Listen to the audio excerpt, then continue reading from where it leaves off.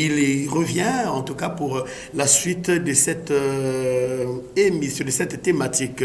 Donc pendant que nous allons suivre le vétère du pasteur Élie du Ciel, lui aussi, il a donné son avis par rapport à cette thématique concernant les hôtels. Missamo.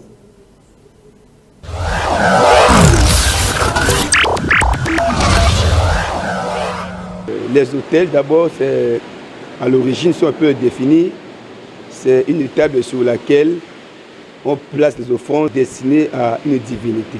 Donc quand on parle d'un hôtel, c'est une table qui est réservée pour des sacrifices à un être supérieur. Donc regardons la Bible, la première personne qui a eu à faire l'hôtel, c'était Noé, dans Genèse chapitre 8. Quand il sort des eaux, il était sauvé par les eaux de la pluie, et il a bâti un hôtel de la reconnaissance. Oui, on peut avoir multiples hôtels, ça peut être un, mais ça revêt plusieurs caractères. Un seul hôtel peut revêtir plusieurs types. On peut parler de l'hôtel de la reconnaissance, comme Noé, après être sauvé de la pluie, il a bâti un hôtel de la reconnaissance vis-à-vis de Dieu. On peut aussi parler d'un hôtel de défi. 1 Roi chapitre 18. La Bible nous parle du prophète Élie qui était confronté au prophète de Baal. Chacun d'eux devait monter un hôtel. Et le Dieu qui devait répondre par le feu, c'est celui-là qui serait réellement Dieu. Et en fait de compte, l'hôtel des défis, Dieu a répondu à Élie, le feu est descendu sur l'hôtel. Il y a également l'hôtel de sacrifice. Sur cet hôtel de sacrifice, aujourd'hui, c'était mal utilisé. Vous savez, un jour, Adonija, qui était le quatrième fils de David, avait été poursuivi par Salomon puisqu'il voulait usurper le pouvoir de son père.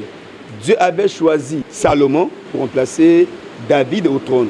Mais quand Salomon est mort, Amnon est mort, et Adonija se lève, vouloir remporter et prendre le trône de son père. Alors, pendant que Salomon l'a poursuivi, la Bible dit qu'il a fouillé dans le temple, il est allé tenir les cornes de l'autel. Et le fait qu'il a tenu les cornes de l'autel, Salomon ne peut plus le tuer, il a sauvegardé sa vie. Mais aujourd'hui, je me rends compte que l'autel, quand on parle de sacrifices, on l'utilise aussi mal.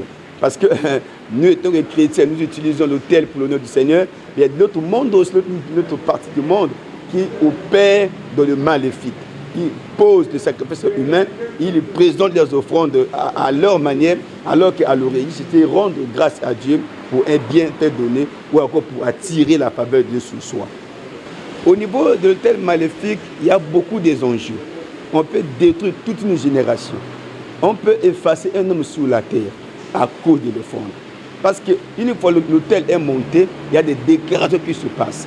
Et sur ces déclarations-là, cela peut avoir les répercussions sur la vie de l'homme. Raison pour laquelle les démons, les sorciers l'utilisent pour maudire les gens. On peut avoir un autel dans sa chambre. On peut avoir un autel dans un lieu caché ou dans un lieu public.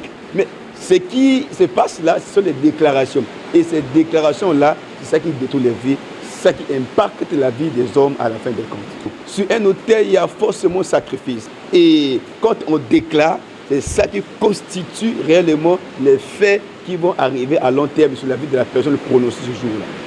Au sein du ministère Ciel, nous sommes en train de préparer une activité, une convention des mamans dénommée Maman Boutossi. Nous voulons les femmes obéissantes. À l'exemple de Marie, elle a écouté la voix du Seigneur, elle a obéi à ce que Dieu avait dit. Nous nous inspirons de ce verset-là et nous nous sommes rendus compte qu'il est vraiment nécessaire que les mamans soient des femmes obéissantes. Et nous l'appelons Bamama Boutossi. Cette activité donc aura lieu du 22 au 24 mars 2023 à l'église, le ministère Ciel, qui est situé à Mengo, derrière l'école primaire de Mengo, en allant vers l'avenue de 100 mètres. Nous disons aux mamans de Mengo, de Boukili-Boalé, de Boutoto, de Liambou, un peu partout, que cet appel leur regarde. On peut être femme, il y a les enjeux à connaître. Parce que la femme, elle joue un rôle très important dans le foyer. Si elle ne connaît pas le rôle qu'elle doit jouer, elle peut manquer son mariage. Donc nous avons les enjeux, nous avons les stratégies à mettre en place pour que les mamans soient réellement des femmes soumises vis-à-vis à leur mari. Qu'est-ce que nous remarquons aujourd'hui? Les dames obéissent beaucoup plus au pasteur qu'à leur mari. Nous ne disons pas que c'est ça, mais c'est un danger. C'est un danger permanent, vouloir obéir vite au pasteur et ne pas obéir à son mari, c'est un danger. Et nous voulons donc régler les choses, nous voulons éclaircir les choses pour que chacune des parties sache quel est le rôle qu'elle doit jouer dans son foyer. Donc voilà un peu l'objectif du 22 au 24 mars là où il y aura la convention au ministère ciel à Mengo.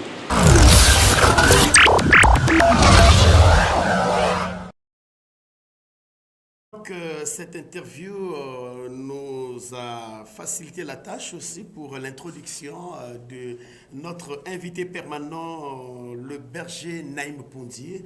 Alors, berger Naïm Pondi, comment est-ce que vous vous sentez déjà? Non, je me sens très bien par la grâce du Seigneur. Il y a déjà une petite voix cramée, mais ça va, c'est dû à la nuit de prière. Merci beaucoup, vous êtes